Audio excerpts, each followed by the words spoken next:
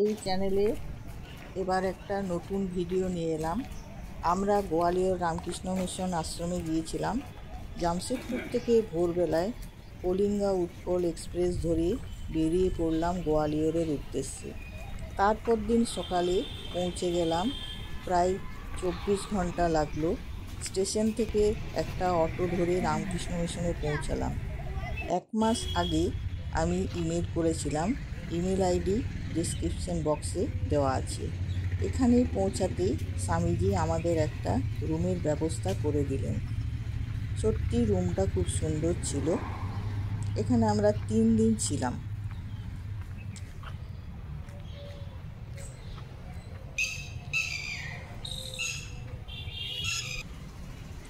ভোর 5টায় মঙ্গল আরতি হয়। 6:35 সন্ধ্যা আরতি হয়। রবিবার দিন মহারাজ গীতা পাঠ করেন।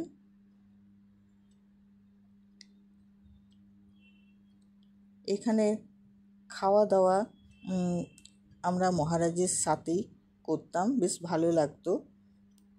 টিফিন টাইম ছিল 7:30টায়, দুপুরে 12:10 লাঞ্চ টাইম, বিকেলে চা, রাতে 8:45 ডিনার টাইম। এটা হচ্ছে বিবেকানন্দের স্ট্যাচু। এটা গেস্ট হাউস, যেটাতে আমরা ছিলাম 3 দিন। 2টো সিঙ্গেল বেড আছে এবং অ্যাটাচ বাথরুম আছে।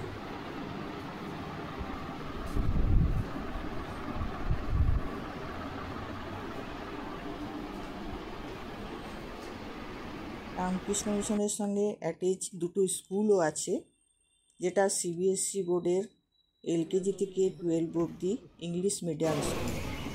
রাত্রিবেলায় বাচ্চারা স্কেটিং খেলা শিখছে। এখানে থাকতে থাকতে আমরা কয়েকটা জায়গা ঘুরতেও গেছিলাম, যেমন গোয়ালিয়র ফোর্ট। গোয়ালিয়র ফোর্টের মধ্যে মানসিং মল,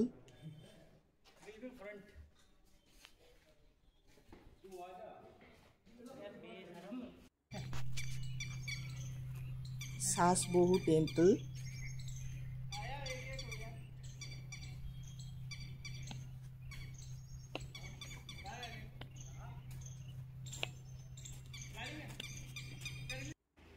এটা হচ্ছে তিলি টেম্পল।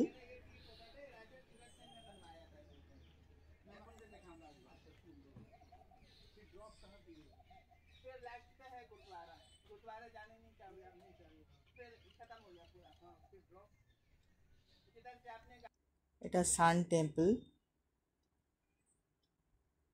এছাড়া আমরা জয়ভিলা প্যালেস গেছিলাম, যেটাতে প্রবেশ করতে গেলে 350 টাকা পার পার্সন লাগে।